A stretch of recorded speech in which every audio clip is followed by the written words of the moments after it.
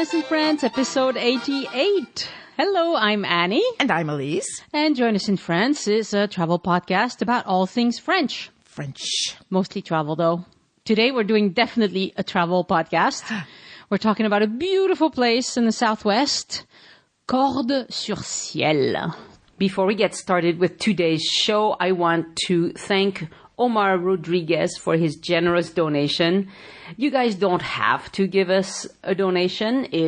The show is entirely free and will continue to be entirely free.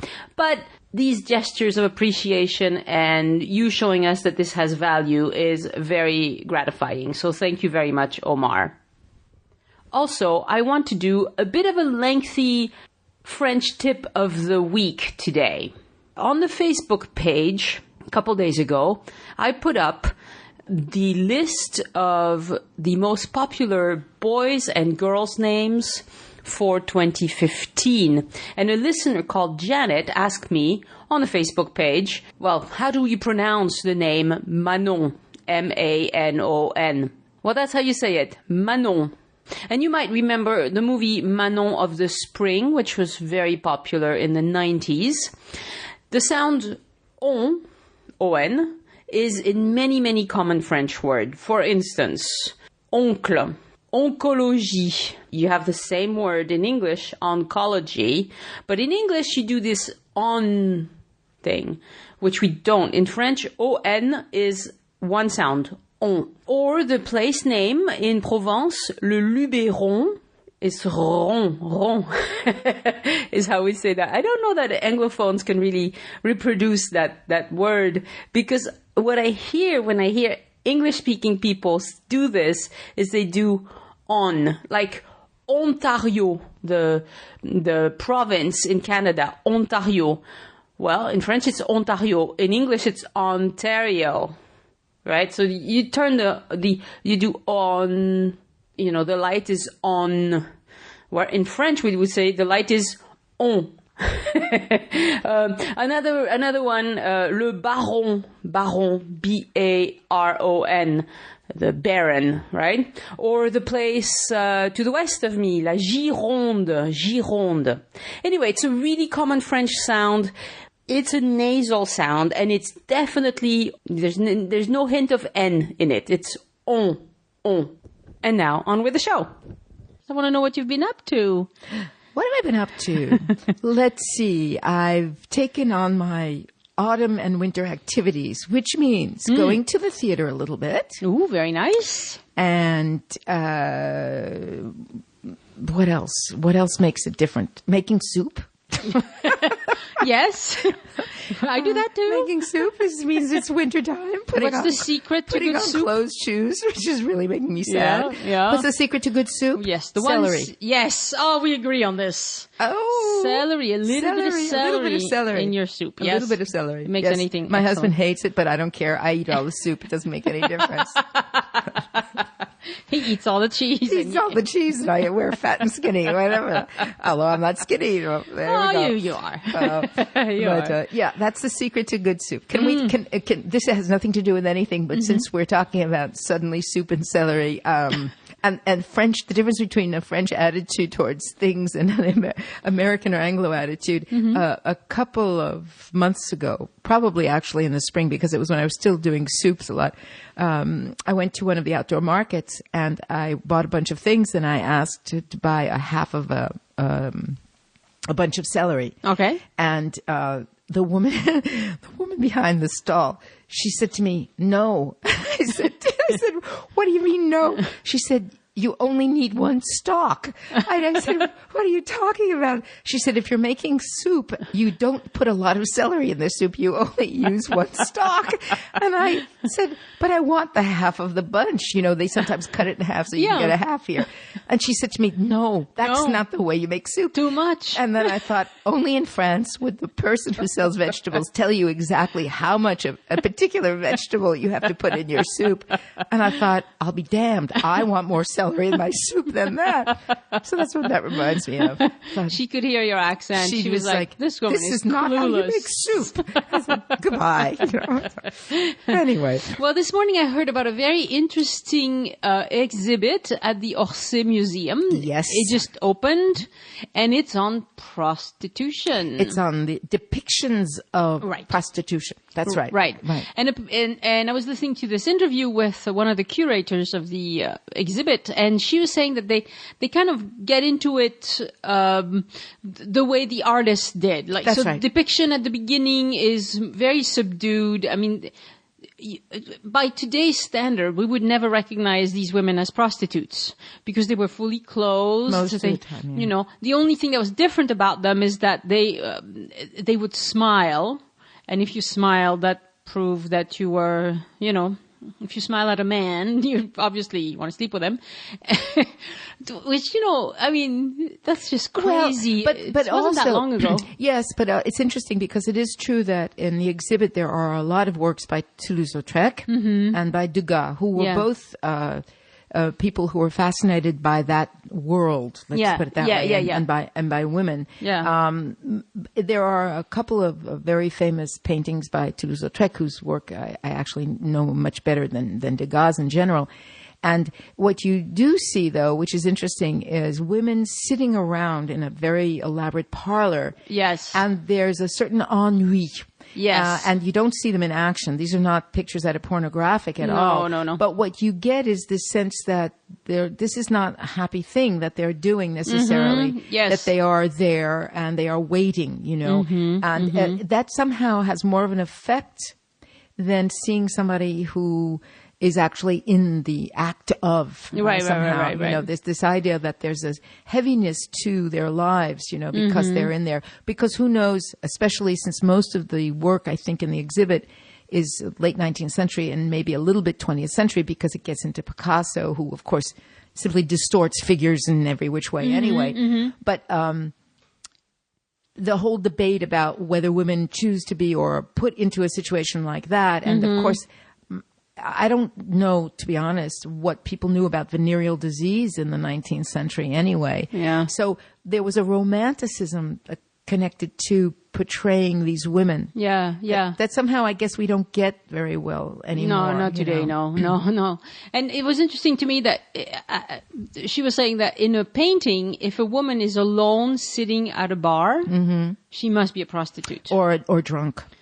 Or drinking, yes, Right. because they used to drink quite a bit. And today, I don't know this world, but I've heard that there's a lot of substance abuse in that world as well. So it was just an interesting, you know, next time I'm in Paris, I hope it'll be still around. It's probably around for a long time. I think it's probably there. It's at least all of the major exhibits open in October, and they last either until beginning of January or February. Okay. That's basically the rule of thumb is all the really big, interesting things start October and go through to after New Year's. Right. And some of them end, unfortunately, 2 or 3 days right after New Year's. And some of them do last until beginning of February, you know. But now, that doesn't mean that the rest of the museum is any different. It's not that the whole museum is taken over by that. This is their theme. temporary exhibit. They have a temporary exhibit on one level, and the rest, the permanent exhibit is the same. And a lot of the paintings that happen to be in this particular exhibit are from their own collection because they have a lot of Toulouse-Lautrec, they have a lot of Degas, they have, there's a little bit by some other painters that came after them. They don't have the Picassos because Picasso is considered to be more contemporary. Yeah. And so he's in another museum. Yeah. But it is interesting that a lot of the very beautiful paintings and pastels that were done at that time really centered around prostitutes or women who were not quite officially prostitutes, dancers and cabarets, you know, and people like that who were considered to be kind of just a one notch above a basic prostitute because, you know, women who did that were not respectable, you know, and they usually slept with men for money anyway. Interesting. But the work is really very, very beautiful. Yeah. And talking about Picasso, let me just mention too, since we're talking about major exhibits in Paris, the big one that's going to be horrible to get into unless you buy a ticket in advance is this new huge exhibit called Picasso Mania, which has just opened at the Grand Palais. Yeah. And the Grand Palais is only 10 temporary exhibits. It's no permanent exhibit there ever. And it's a huge exhibit. And it's basically... Oh, I thought it wasn't that big. Oh, it's very big. It's very big. And what's interesting about it, and I haven't seen it yet, is that it takes works by Picasso. And then I saw 2 programs last week on television with a curator who talked about how he went about doing this and choosing works. And the idea is to take artists from the time of Picasso through to now, whose work seems to have been inspired by Picasso's work, where, in other words, the legacy of Picasso. Oh, okay. So what you have is Picasso's works. Some of them, I think everyone has seen, whether they appreciate them or not. You know, the Cubist works, the Guernica type works, the very strange things. And then what follows generation after generation. And so some of the stuff looks very odd and weird and very contemporary. And some of it is not, but it looks like a fabulous exhibit. And it's probably a really great exhibit to talk about how one artist influences generations to come afterwards. Now, the Grand Palais is this beautiful glass, gorgeous building. It's a beautiful building, gorgeous building. From if you were ever up on the Eiffel Tower, you see it very well from the Eiffel Tower. It's along the banks of the Seine. You can walk along the Seine, and if you go to the bridge that the bridge is by the Concorde, Place de la Concorde. If you walk along the Seine, you see the rooftop of the Grand Palais. It's very beautiful. Yeah. It's a beautiful building. So that would be. Do you know how long that one goes? That for? one again is either till the beginning of January or February. I don't remember which. So beginning of January 2016. Yeah, exactly. You know, and that particular exhibit, I would suggest to anybody who's making plans to do a trip to Paris. If you want to see that exhibit, buy your tickets because there'll be timed entries into that exhibit. Wow. Yeah. It's the other one. No, the other one you just get a ticket and you. Well, if you go. get into the Orsay, you can decide to skip it or not. But this one, it's going to be a big deal, and especially once you get into the post-Thanksgiving time, everybody goes to Paris a lot. You know? And.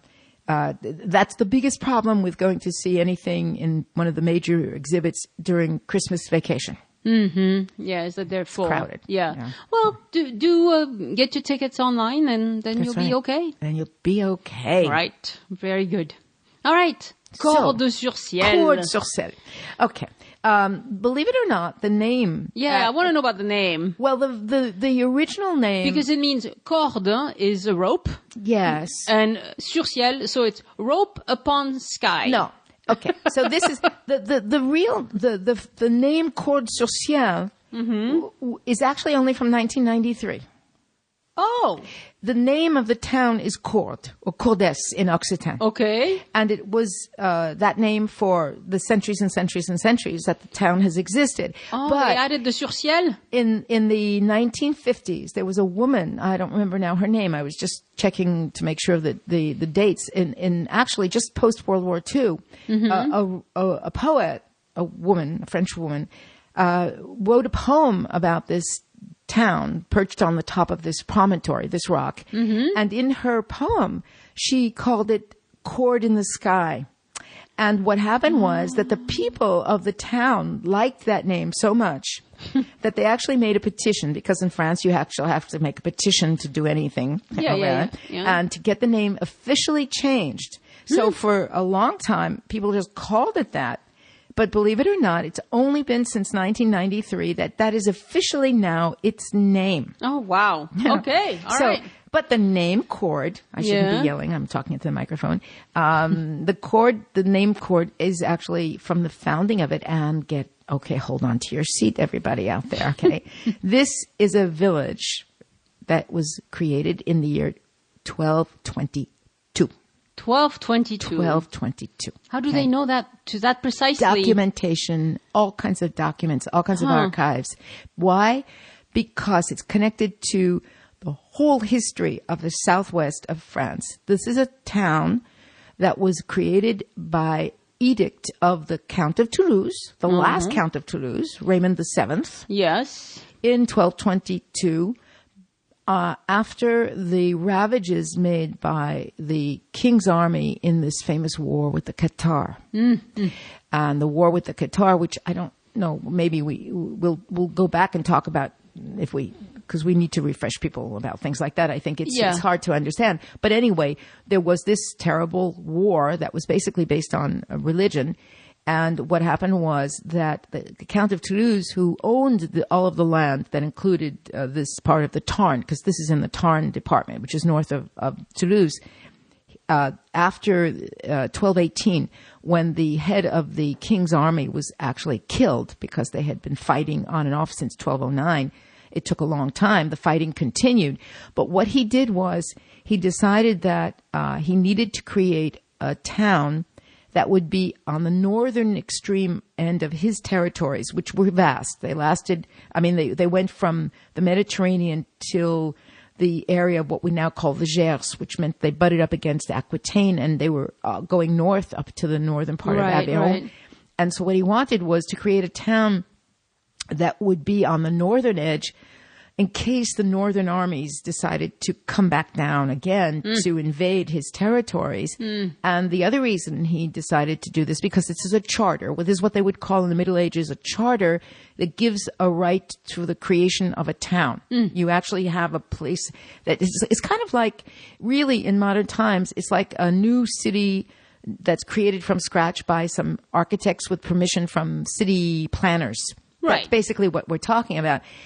Except that this is up on the top of a hill that's 300 meters high. And so what happened was, and the other reason he decided to do it is because of the period of war, at a time when most people lived in either walled in fortified cities or lived in peasant little huts in the countryside, people had scattered. They were terrified of the war.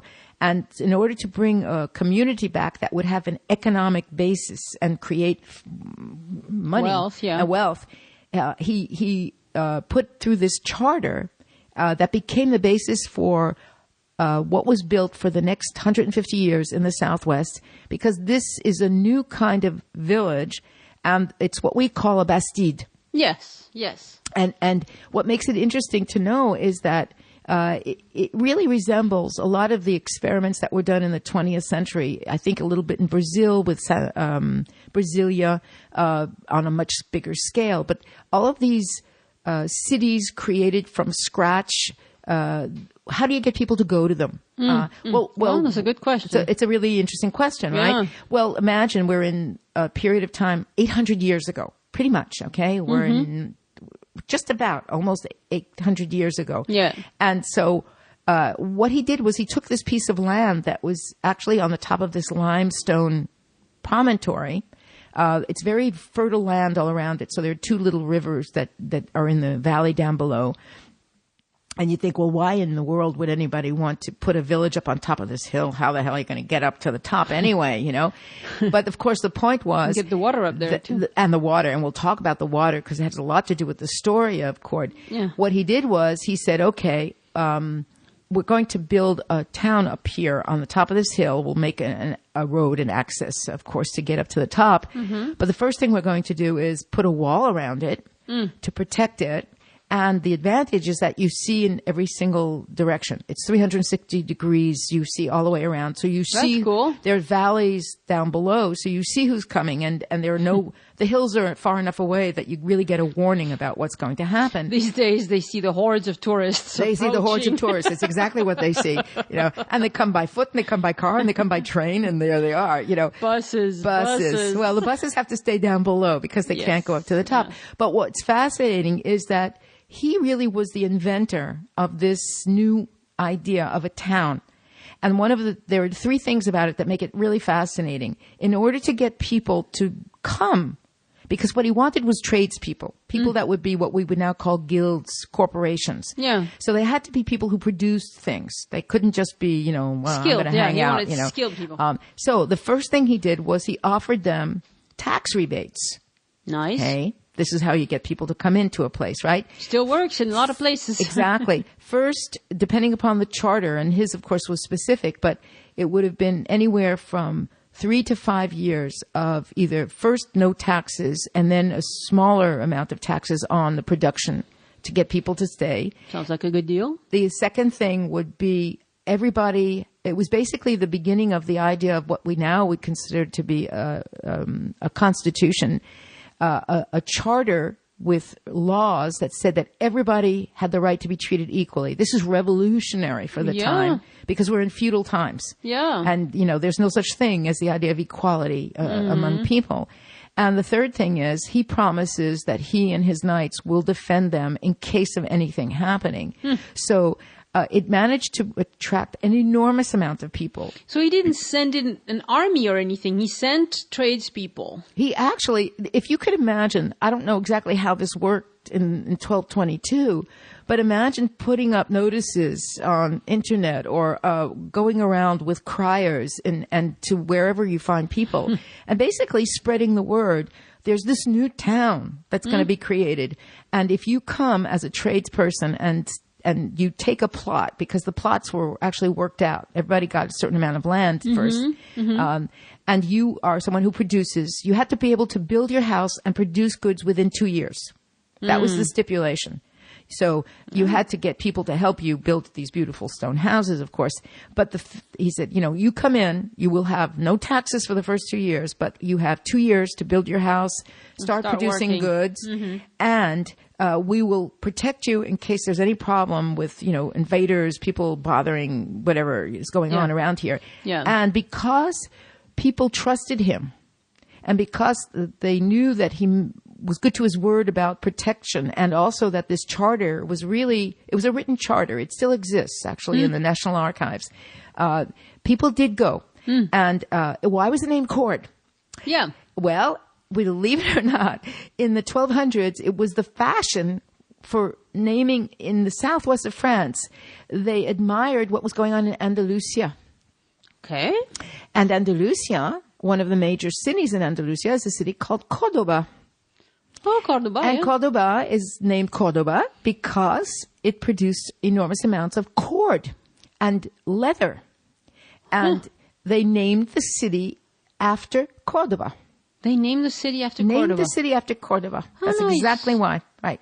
So, nice. and not only that, but if you think in modern terms, that's also another good advertising gadget. Because what happens is you say, oh, cord. Oh, yeah, it's like Cordoba.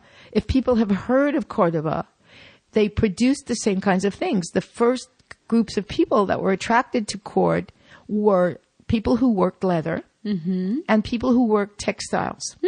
And it became the source of great riches for the village.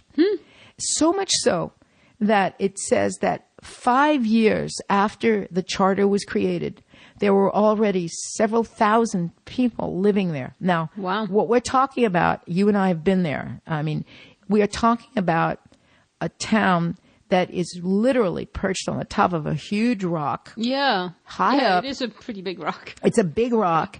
The town itself isn't that big. But what happened was that even though Raymond VII, I assume whoever, he got to work for him, was responsible for the building of the first set of ramparts, what happened was that within the space of 25, 30 years, the town was so successful that more and more people wanted to come. And so they had to expand going down from the top of the rock, which meant every time they had to add another set of walls. Yeah. And one of the things about Cord that is really fabulous to see is that to this day, there are remnants of the 5 sets of walls that encircle the village. Oh, so they had to make it bigger 5 times. Exactly, 5 times. And not only that, but if you walk up, you can take there's a little choo-choo train for people who really have a hard time walking on slippery rock and stuff like that. It is kind of steep. It's pretty steep. But what happens is that you actually go through the entranceways, because not everything is left of the 5 sets of walls, but there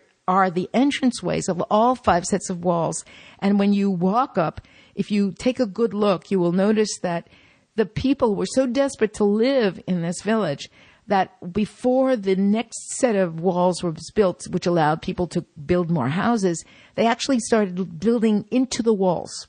And there are a couple of the walls, the first two sets, that is when you come from the bottom going up, so the last two sets of walls that were actually built, you actually can still see some of the windows where people, because the walls, of course, were, 2-3 meters thick, they were huge walls with the huge doors that came down anyway. They actually started digging out into the walls and building little spaces to live in there. Wow. Because everyone wanted to live in Cordes. Wow. It was actually considered to be, at the time, one of the most wealthy towns in the Southwest. And of course, the story is that Raymond VII was the last Count of Toulouse. The war continued in spite of all of this. And what happened was that the lands that had belonged to him were then given to Alphonse de Poitiers, who was the king's brother. But what's interesting is that Alphonse, I hate that name, but it sounds so funny to say it. I don't know why. Alphonse? Alphonse. It's a fine name. It's a very old name. Yeah. Exactly. He actually turned out to be not such a bad guy. And what he did was he took his father-in-law's idea, because he wound up marrying Raymond VII's daughter. Okay. He didn't have much choice. That was just what happened. But he decided that it was a great idea to keep building these bastides. Yeah. And he was responsible later on for building another 50 or 60 of them. Wow. And this whole idea of a bastide is really unique to the southwest of France. Now, in the Provence area, for anybody who's been to Provence, that's not the bastide. It's a bastide is a farmhouse. Right, because over there c'est un mas. It's a mas, right. So it's interesting because that's not what we're talking about. We're talking about a new town. How do you know it's a bastide? Well, in most cases, in this case, it was harder to do because the town is up on top of this really kind of spike, you can almost call it. Most of the towns that are bastides are actually regular in their setup. You have either a circular setup or a rectangular setup with a grid system. Here, they were forced to conform to the actual geography of the land. So it's very long and narrow in the sense that you have the streets that go kind of, I think that most of the streets, if I'm not mistaken, go east-west, going up and down. And then the shorter way is north-south. It crisscrosses that way. But what they did do, and that made it a bastide, is that the center of the town, the most important element of the town, is the marketplace. Right. And it's still there. It still is gorgeous covered marketplace. Some of the wood was replaced in the 19th century, but it's still the same marketplace that was created 800 years ago. Sure, yeah. Now, there are a couple of things about Cordes. Number one, in 2014, there's a program on French television, which I know you don't like to watch, but which I watch all the time. And there's a man on French television named Stéphane Bern, who does incredible programs that have to do with the history and the historical elements of France. And one of the programs that he runs is a program where every year they choose a village from each of the regions of France.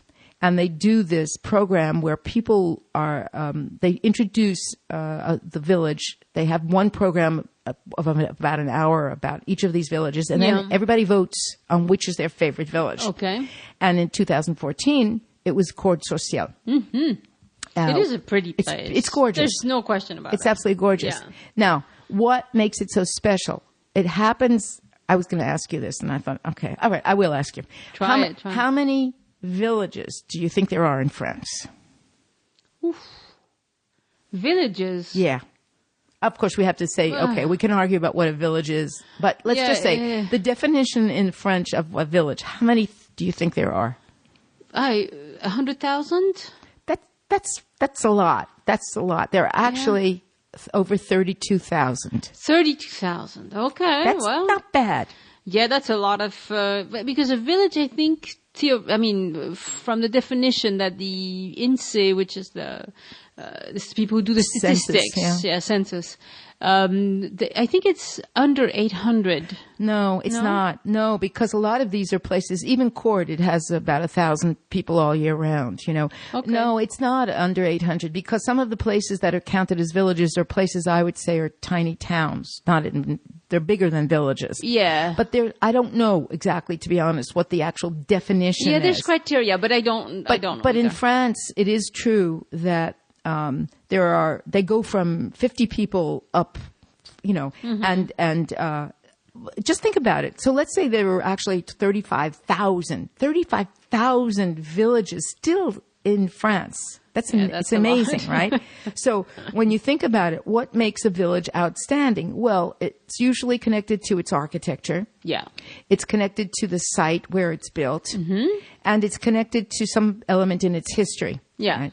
And the Cord really has all of those things, right? Yeah. So it's famous now for several things. And the first one is the fact that it is a village that has, to this day, the largest collection of civilian Gothic architecture in France. That is, all those gorgeous houses that you see when you go to the top of the village, especially in the first two sets of ramparts, because afterwards the houses start being actually Renaissance houses because it was a little bit later on that they built them. Yeah. But what you have is the same gorgeous Gothic arches that you would normally see, for instance, in a church, except, of course, they're not quite that high. Right. But the fact is that Gothic architecture, those pointy, beautiful windows and arches, it was basically the style, and it was used for civilian as well as church architecture. And what happened was that if the town was created in 1222, by 1250, it was the richest town in the Southwest. Wow. I mean, not counting Toulouse, which is already still, was a city. Much bigger. Much bigger. Famous for the quality of its textiles and leather, so much so that the king had his shoes made there. And then, and the other thing is that it became a center of Qatar religion. And even though the war had been won by the king of the north, and in most of the parts of the south where the Qatar had been very active, they had pretty much either been wiped out, they'd either been killed, or they disappeared, they'd gone somewhere else. The tradespeople, because the Qatar were very often associated with people who were weavers and people who worked leather and cloth, it turns out that one of the Qatar bishops actually lived in Cord. And so a lot of the Qatar people, actually came to Cord to live. And there's a wonderful story that is probably true, but has become a legend about what happened when 3 of the members of the Inquisition, the Dominicans who were trying to eliminate the Qatar movement, right. They traveled from town to town. They would get people who would be what the French would call an indique, somebody who would snitch on somebody and say, in this town there are still some people practicing this religion. And then they would go there and they would start a trial, an Inquisition trial. And so 3 of these inquisitors came to Cord, which was a majority of people who were either Qatar or sympathetic to the Qatar movement. And they killed one person. They put some person and they started torturing him. This is in the very beginning of the 1300s. There's still remnants of this rebellion going on. And they were about to start torturing somebody else when a group of the townspeople decided that this was not going to happen. And they took all 3 of the inquisitors and threw them down the well. Well done, folks. Well done, folks. Of course, you can't drink the water in the well after that for a while. Yes, that's probably not a good idea. But the story of the well is one of these stories that has to do with it. Remember you said something about water. Well, yeah. Okay. Top of a perch. Top how do of you a get perch. The water up there? Top of a perch. Yeah. P-U-E-C-H. I don't know how it's ever pronounced in Occitan, but a perch. It's a limestone hill. It's very porous. Yeah. It turns out you can. There are. If you manage to find somebody who owns one of the houses to this day, you can actually visit these places. They still exist. It turns out that all of the very wealthy merchants who by the beginning of the 1300s, we're talking just about 80 years later, have created these gorgeous, beautiful Gothic mansions made out of purple and red limestone. Absolutely gorgeous houses. What everybody did was they dug underneath their house, because this was a very porous and easy to dig limestone, and they created cisterns under their houses. Okay. And what they would do is they would collect all the rainwater, because it does rain a lot in the winter in this area. It's not, it doesn't get very cold, but it does in fact have a fair amount of rain. Yeah. And they would have sources of water to keep them going through the times when it got very, very bad and very dry, because there are two small rivers that run down below. So they knew that there was a water table, but they are over 100 meters up. Yeah, that's a long way to dig. It's a long way to dig. So this well, which is still there, you can actually go and see it, is right on the edge of the town market. And now, of course, it's got a grill covered, so, nothing can happen. You can't fall in.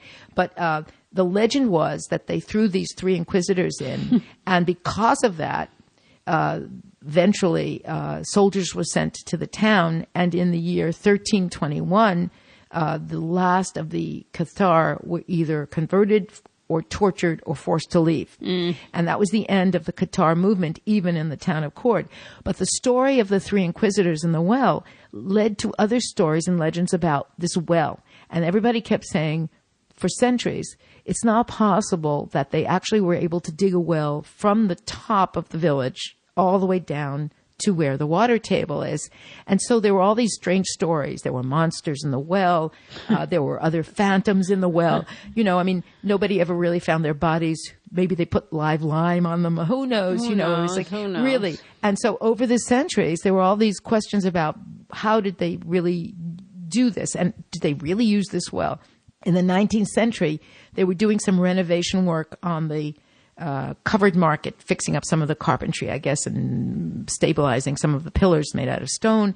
And they dug out a collection of debris from this well that was absolutely astonishing. Apparently, over the centuries, the well started being used as just a dumping ground. So it was all clogged up, and nobody was able to really use it for getting water anymore. And the story was that it was not possible, and during the sieges and summertime, it gets very hot there. You know, how did they do this? Well, of course, the secret was that all these houses had these cisterns underneath them. Yeah. But what happened was they dug out up to 55 meters of debris in this well. Wow. And then they said, oh, no, that's it. It never went down to the bottom. This story is ridiculous. It can't possibly be that they used this as a well. And in the 20th century, I don't remember exactly when, but in the recent past, like in the second half of the 20th century, they actually got machines to take out everything else that was left in. And guess what? The well went down 113 meters. Wow. That is a deep well. Really, really, really deep. It actually went down to the water table. So they could have had water, even even with a siege or anything. Which is how they managed to stay alive, basically, and resist for 100 years. Because from 1222 to 1321 is just about 100 years, and that was how they managed to do it. Now, it's a town that stayed very wealthy. They say that at the apogee of the time that it was really important, there were 5,000 people living in Cordes. Yeah, that's a lot of people. That's a lot of people. Even for today, it's not that big. It's not that big. And of course, it's hard to imagine, but what that must have meant was that not only were there people living within the 5 series of walls, but they must have included people living outside the last set of walls. Yeah. Because as you go down, now modern Cordes is down below. Yeah. And of course, it's a just small, not very interesting town, but it's, there are houses all around. The landscape, the grounds, and the countryside around there is just very, very beautiful anyway.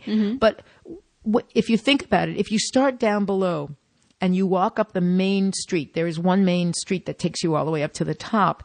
If you count the number of houses, and you think that maybe at that time every household had between maybe 6 to 8 people at a minimum, you probably will get to 5,000 without much trouble. One of the things that's fabulous about Cordes is that starting at the very bottom, which is it's called the Place de l'Ormeau.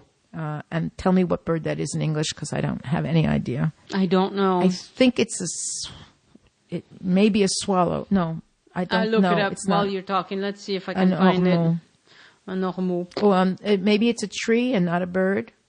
Yeah, that's what I was going to say. No, orme is elm. Ormeau, I think, is a bird. Could be. I don't know. I think it's a bird. Let me look it up. But if you, as you're looking it up, as you walk up the main street, there are 3 streets that will take you up to the top, besides all these side streets. Yeah. Every single house is from the Middle Ages. Oh, yeah. Absolutely every one. And one is more gorgeous than the other. And, of course, the most famous ones are the ones that are all the way up at the top. And there is a whole series of them. There are 6 or 7 of these houses that have names, and they're famous for the beauty of their architecture and also for the stone carvings that are on the outside. So one is called the House of the Falconer. One is the House of the Hunter. One is Mr. Prunet's house, because it happens to be a man who bought it in the 19th century and made it into a beautiful little museum inside.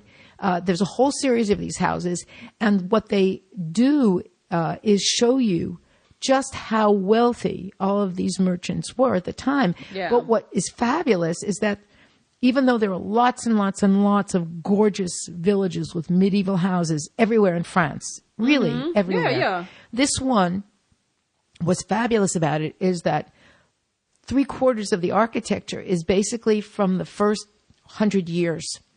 How many places can you go to see houses that are that old? Yeah. That are Gothic. So what's an ormeau? It's an abalone, which is An abalone? a mollusk. What would that be? Why would they have a Place de l'Ormeau there? I don't know. An abalone? It's a big old shell. Really? Yeah. Oh, I know why. Why? Oh, duh. Because it's on the route to Saint-Jacques-de-Compostelle. Oh, well, there you go. Well, yes, the abalone There is you that kind of big shell. That's why. Oh. Why did I always think it was a bird? Because That shows how you never lazy looked I it am. up. Because I never looked it up. Oh, God, I'm so embarrassed. Oh, no. Of course, it's on the road to Saint-Jacques-de-Compostelle. One of the many roads. One of the many roads. Saint-Jacques-de-Compostelle, yes. Okay, I won't ever forget that one. Abalone. It's an abalone. Yeah. Well, I had to look up. I mean, I had heard the word abalone, but I didn't know what that was either. Oh, well, I know what an abalone is in English. I had to look it up. But isn't that weird? Why did I always think it was a bird? Isn't that strange? Okay, I'm very ashamed of myself. Well, that's there okay. you are. Nobody's going to know. Nobody's going to It's know, just the two except of all those us. people who listen. That's those 5,623 people out there who just heard this podcast. They go, oh, God, she didn't know that? She's doing this? Oh, jeez.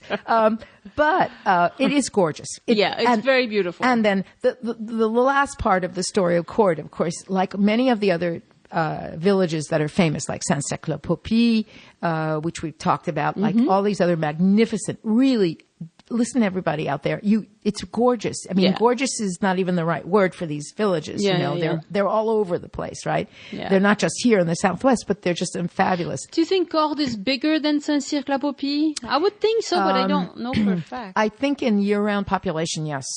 Because the difference is that Saint-Cyr-la-Popie doesn't have a really modern part down below along the river. That's true. It's really the ancient medieval city. Right. And if I remember correctly, in Saint-Cyr-la-Popie, I think there are only about 150 or 200 people at the most who live there year-round. Whereas Cordes really has just about 1,000 people who live there full-time year-round because it still is the center of crafts. And this is, of course, there are 2 reasons now. No, there are 3 reasons why people go to Cordes to see it because of its architecture. It's fabulous. It's just utterly gorgeous. The site is magnificent. It's an hour from Toulouse. It's a half an hour from Albi. Yep. You take these little country roads to get there, and the drive is absolutely gorgeous. Yeah, it's a little north of Toulouse. It's north Not of Toulouse. very far. but it's because these tiny little roads that it takes us that long to actually get there, because there's no big highway when you have to get off the highway at Gaillac to go there. But so the first reason you go is to see it, to see the structure, and of course how beautiful it is, perched up high and really impressive, because you have it. It's kind of like a culmination on top of where the highest pieces are, and the marketplace. The second reason people go there is because it is and has been since about 1947 a center of art and crafts, and that is thanks to an artist named Yves Brayer, who French artist who was Brayer, Brayer. Okay. Who was an artist who specialized in drawing and engravings a lot. And he fled the Nazis, and he discovered Cordes. There's the story about it. I don't remember how, but he discovered this town that basically by the first half of the 20th century was pretty much emptied of people. Yeah. There were just a few people hanging out and living there, and the houses, of course, were in very bad condition. But just like Saint-Sacre-le-Papy, what happened was he decided that's where he was going to spend the war years. And it was, at the time, a zone that was not occupied, so it was safe. And he invited a whole bunch of friends who were artists and writers to come. And they created an artist colony there. And after the war was over, they renovated a bunch of the buildings and the houses, and there's an Yves Brayer little museum still in Cordes, and a lot of craftspeople came back. So you have jewelry makers, you have people who weave, you have people who make cloth, you have now, of course, it's very commercial in the sense that you also have a glassmaker who does gorgeous work, people who make candles, people who do knives. There's some bookstores. It's a fabulous place to go for that kind of looking and shopping. Yeah. And the third thing is that it's famous for two huge music festivals in the summertime. One, which is a choral music festival that is done in the Church of Saint-Michel, which is in the old city, in the old village up above.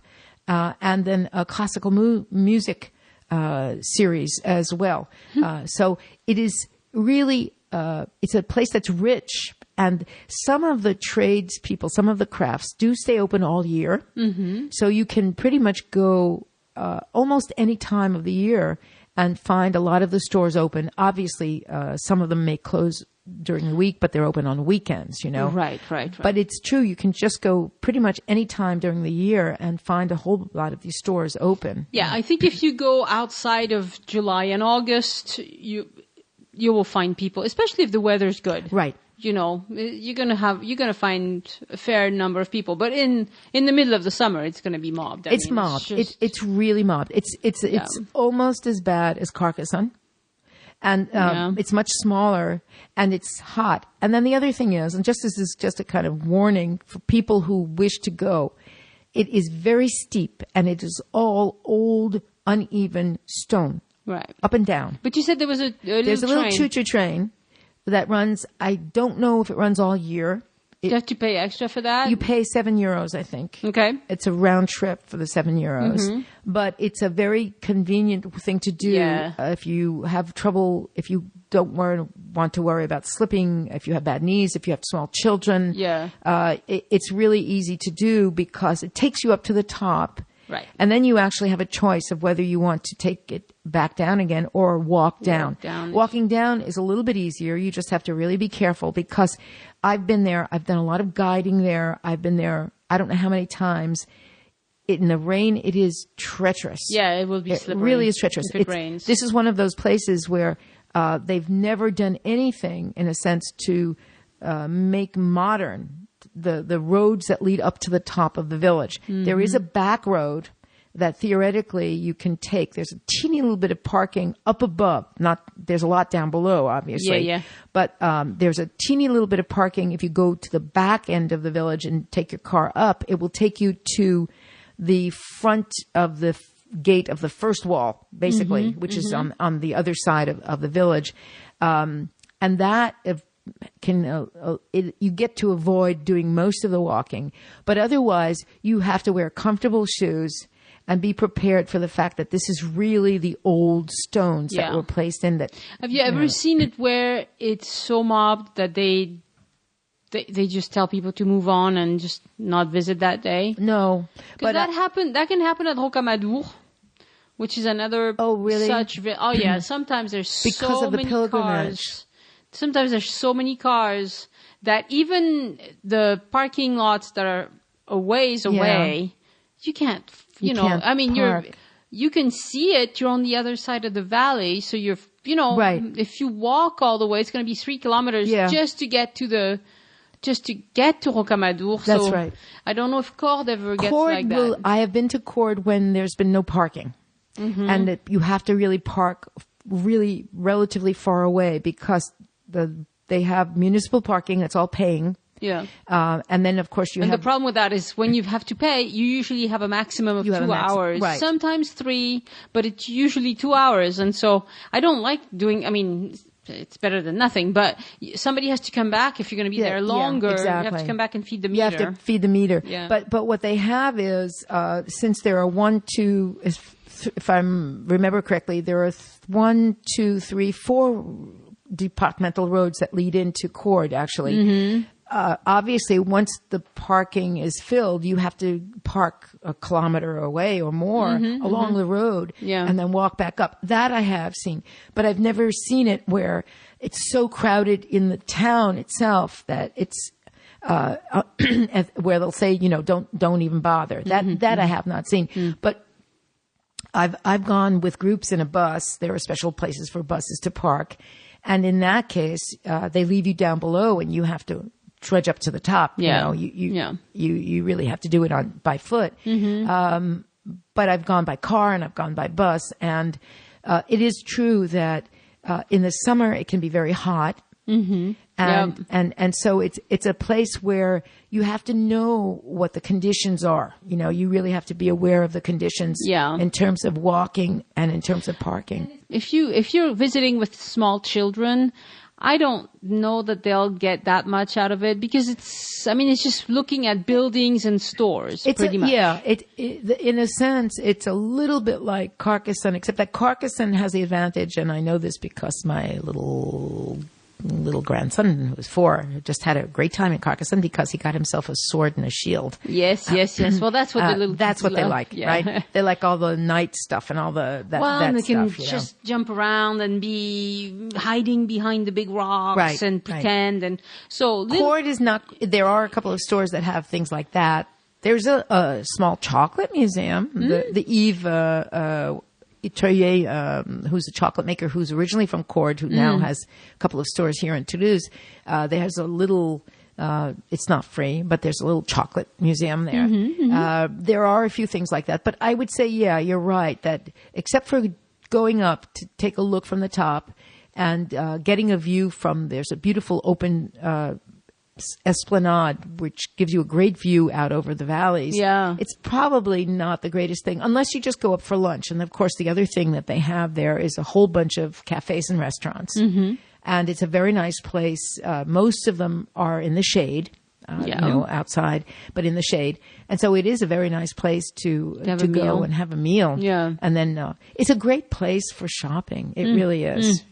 How long do you think you need to stay by the time you've walked up and if you're not considering the problem of children, and outside of food time, I'd say 2 hours. Okay. Because I've gone not the last time, but one of the last times I was there, it was with a small group of women who were very interested in shopping. Yeah. Because it is really gorgeous crafts. And really we were there almost 3 hours. Okay. That's for shoppers, This is because, there's a gorgeous glass maker, and then there was a weaver who had a store, and then you get the stuff that you can see there, but you can also see somewhere else, like some soaps and candles and things like that. Yeah. But really, there's some unique things. There's some unique things, and there's some painters who have their little galleries there, and there's a nice little bookshop that has a bunch of books that are also in English, with a lot of things about the history of the area and stuff like that. So if you're in a mood to shop and it's nice weather, Yeah. what happens is if it starts to rain, which is, of course, what can happen at certain times of the year, Yep. it really will curtail your visit because they're then hiding in one of the shops. It's really, it's not fun, you know. Yeah, a lot of these medieval towns, if the weather's not good, honestly, most of them it's that way. If the weather's not good, it's not near as much fun and probably it's because we're French and we're so used to good weather. Because I've known people from like the north of England or whatever, they couldn't care less if it's French rain. They're like, oh, that's nothing. That's nothing. Just go. Right. But for us southern French people, rain will really put a damper on our moods. Literally. Yes. Yeah. And we just don't want to go out. And so if it's a little bit of a rainy day and you don't mind, sure, go right ahead. Right. You probably won't run into a lot of French tourists because they're going to stay away. They'll stay away. But if you don't mind, it's good. But I love to go to places like that when you have nice sunny day for photos. It's better. For photos, it's much beautiful. better. It's just, it's a photographer's paradise. It's very and the beautiful. problem with Cordes, which is really the same as with Saint-Cyclope, and even with a little part of Carcassonne, is that it is stone and cobblestone, and in the rain, it's slippery. Yeah. So it is, it's not to scare anybody off, but it's a place to wear comfortable shoes. Yes. Really. Yeah. You need to have good shoes and not have to worry it, or you take the train up to the top, you know. Yeah, I think that's what I would do, because if I want to spend most of my time enjoying the area, I don't want to be huffing and puffing all the way up there, and then you're wet and just, And even, sometimes in the summer it can get to be really hot. Yeah. It's also a way of not exhausting yourself. Yeah. You just go up to the top. You're on vacation after all, right? Yeah. Get a nice cold drink when you get up to the top. Yeah. But it is a very special place. Is there a big cathedral? I don't remember if I saw a big cathedral. It's very interesting. Again, because it's a Bastide, one of the concepts that made it so revolutionary was that this church would not be the center of life. It would be commerce. Yeah. And at first, because it was a town that was known as a Qatar town, the church, there's a church down below. Mm-hmm. There was a small hamlet right near the river, which is just down below and a little ways away from the village. And actually, that church still exists.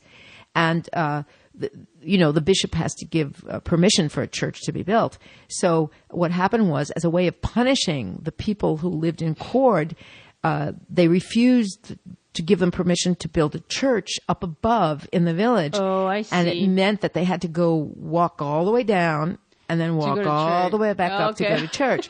And this was considered to be a terrible punishment, of course. And so after 1300, when basically they realized that most of the Qatar were going to disappear, and eventually, of course, they really did completely disappear as a religion and as a group anyway, they did petition again to get permission, and finally they got permission to build a church. So the church is Saint-Michel, and it is off and to the back of the marketplace. Mm-hmm. And it is a church that is not very big. It's actually kind of nice inside. It's interesting. It's very small because of the size of the space that was allowed. And of course, it's a walled-in village.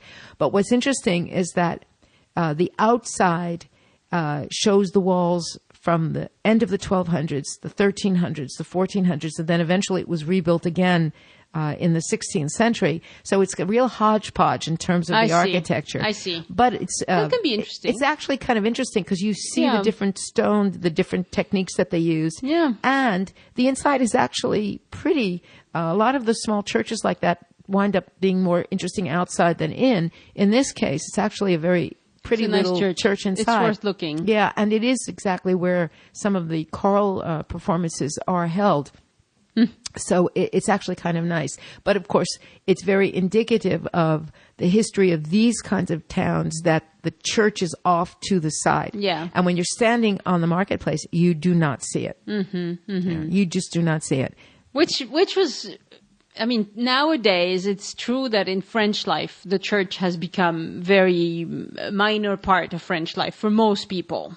there's exceptions, obviously, but even back then, that was the intent. That was the intent.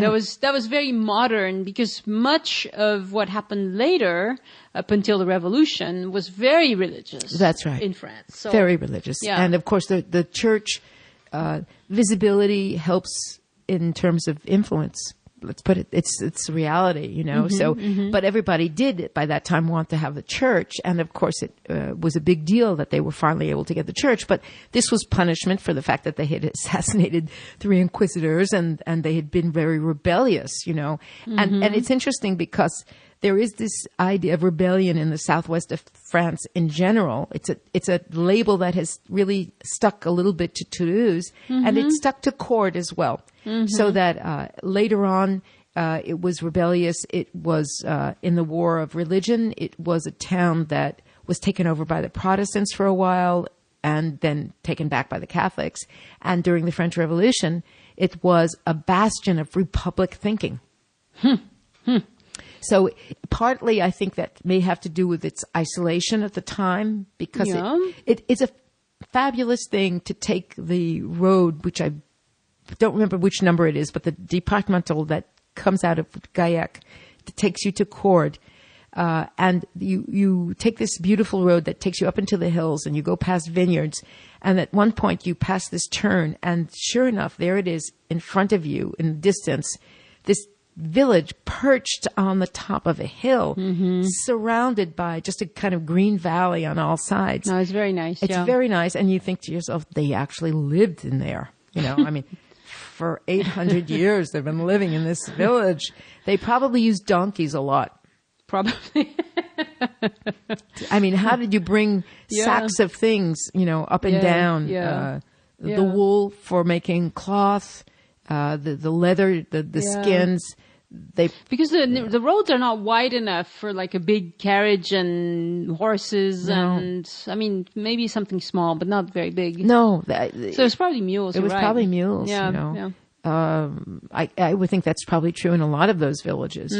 So the difference is, of course, that this is one that your question before about, I think Saint-Cyclope in surface area is maybe bigger. Really? But not in population. So it would be interesting to know if we could find out which is actually bigger in surface area. I'll have to look it up. In terms of the part that's actually up on a hill. How far is Cordes from Saint-Cyr-Clapope? Oh, it's far. It's far, yeah? It's far. It's not, Saint-Cyr is much further. It's in the Lot. And it's, of course, along the river. But Cordes is, I think, really the same distance from Toulouse as Albi, just that it's northwest as opposed to northeast. So I would guess that it's about 85 about 85 kilometers away. But it's just that unlike Albi, where you get on the autoroute and you just go. Right there, you have to be off. You have to take these narrow roads, which are very pretty. If you only have a few days in the southwest, would you say Cordes is one that you should go see? Is it very representative? I would say that it's a great thing to do, and this is what a lot of people do, is to do in the same day, half a day in Albi and half a day in Cordes. It's a great combination. Partly because one is the essence of the medieval city made out of brick, which has everything you could possibly imagine. The museum, the bishop's palace, the cathedral, which is fabulous, and the old city. And then Cordes, which is really representative of a medieval village from the ancient times, really, from, the period of time that we really are talking about. There isn't very much that's from earlier times anyway. The period of time between about 500 AD and 1000, I don't think there's hardly anything left except for maybe a few ruins. Most of the villages were invaded and torn down and things like that. So pretty much, in my recollection, I would say that pretty much it starts again just about the year 1000. The millennium, as I used to call it. We have a millennium again, but that area. I don't even remember now anymore. There's also another road there's a road that takes you to Cordes, but then there's another road that takes you to 2 or 3 other small medieval towns that's very beautiful, that takes you towards the Gorge of Aveyron. Right, there's a town called Penn. There's Penn. That's beautiful. There's Penn. There's Penn Bruniquel. Oh, Bruniquel, of course, beautiful. And before that, you have Puissacy, which is one of my favorites. Yes. And Montmirail. So there's a whole lot. This area has a lot to see because it happens to have had lots of these villages built. It's hard to do it all in a day, isn't it? Oh, absolutely. You'd probably need 2 at least. Generally speaking, a great combination is Cordes and Albi. I know a lot of people who will do, depends on the weather and how you feel, but a lot of people for some reason do Albi first and then do lunch in Albi and then go on to Cordes, because from Albi to Cordes it's about 25 minutes of driving. Mm-hmm. And then you just, if you're staying in Toulouse, you just drive your way back to Toulouse from there. Yeah. You can do it actually either way. It doesn't matter. Yeah. But it's a great combination to do, And of course, if people want to hire you to take them to Cordes and Albi and all of those beautiful places, just send you an email find you on Facebook. Find me. Yes. Find me. Find her. She's a little bit hard to find. No, she's not. Where's Harry? Where's Elise? Yeah. All right. Well, that was fabulous. Thank you so much, Elise. Oh, makes me want to go. Come on, Annie. Let's go take a ride. Well, it is a beautiful great day today. We have sun. It's a little chilly. We've had to turn on the heaters for the first time. This is actually nice weather, though. It's before we get to the gray and the wet. Yes. It was wet yesterday, a little bit. But this is nice. But the mornings have been lovely. So it's still a good time of year to visit the south of France or Paris. October it's a really nice time to come visit. Yeah. October is a wonderful month. Although the truth is, if you're going to go to a place like Toulouse or Paris, which are real cities, you can come any time. Yeah. Because you're not going to be outside that much. You're just going to be going in and out of different buildings and walking and going, oh my God, look at how gorgeous this is. All right, everybody. Thank you very much for your download and for listening to the show. And we'll talk to you very soon. I remember about the Place d'Ormeau. That's right. It's not a bird. It's not a bird. It's an abalone. Who knew? Bye. Bye. Au revoir. Au revoir. This brings us to the end of another Join Us in France travel podcast. You can leave a comment on the website, follow us on Facebook, or look for @ParisPodcast on Twitter. I put lots of information on Facebook and Twitter that never makes it into the shows. And also, this is a subliminal message. Join the mailing list. Now, today. You can do that on joinusinfriends.com. Look for the green button. Et c'est tout pour aujourd'hui.